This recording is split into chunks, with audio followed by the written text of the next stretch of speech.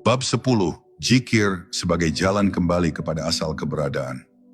Pada puncak perjalanan seorang salik, zikir tidak lagi sekadar lantunan atau kewajiban ruhani, tetapi menjadi pintu kembali kepada asal keberadaannya. Ia mulai merasakan bahwa sebelum ia memiliki nama, sebelum tubuhnya diberi rupa, sebelum dunia mengenalnya sebagai manusia, ia telah lebih dulu hidup dalam kedekatan bersama Tuhannya.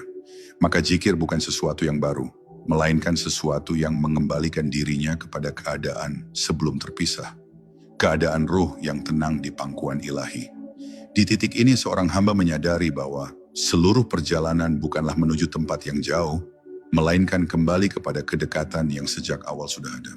Ketika zikir mencapai derajat ini, seorang hamba tidak lagi mencari rasa, tidak mengejar keajaiban, tidak memburu pengalaman batin, sebab ia telah mendapati bahwa yang dicari bukanlah pengalaman, melainkan dia yang menjadi sumber segala pengalaman. Maka seluruh zikirnya tidak lagi meminta, tidak lagi menuntut, hanya tinggal tunduk, pasrah, dan larut dalam kehadiran Allah yang dirasakan demikian dekat. Kehadiran itulah yang menjadi tempat pulang, bukan dalam arti ruang atau arah, tetapi dalam bentuk keterjagaan batin yang menyadari bahwa seluruh kehidupan adalah titipan yang harus kembali kepada pemiliknya. Pada tahap inilah seorang salik memahami makna hakiki dari sabda para arifin, bahwa jalan mendaki menuju Allah sebenarnya adalah jalan turun menuju keheningan hati. Sebab semakin dekat ia kepada Allah, semakin rendah ia terhadap dirinya sendiri, semakin hening kesadarannya dari segala keakuan. Ia tidak lagi memandang kesucian sebagai sesuatu yang harus dipamerkan, melainkan sebagai rahasia yang dijaga diam-diam antara seorang hamba dan Rabb-nya.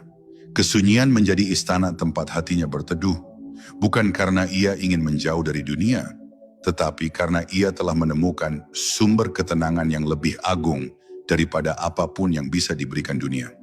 Pada puncak penyaksian ruhani, zikir menjadi keadaan bukan lagi ucapan. Inilah derajat di mana seorang hamba tidak lagi menyebut Allah dengan lidahnya, karena seluruh keberadaannya telah menjadi sebutan itu sendiri. Nafasnya berzikir bahkan tanpa suara, matanya berzikir melalui pandangan yang penuh rahmat, pikirannya berzikir melalui tafakur yang bersih, dan langkahnya berzikir melalui ketundukan terhadap kehendaknya.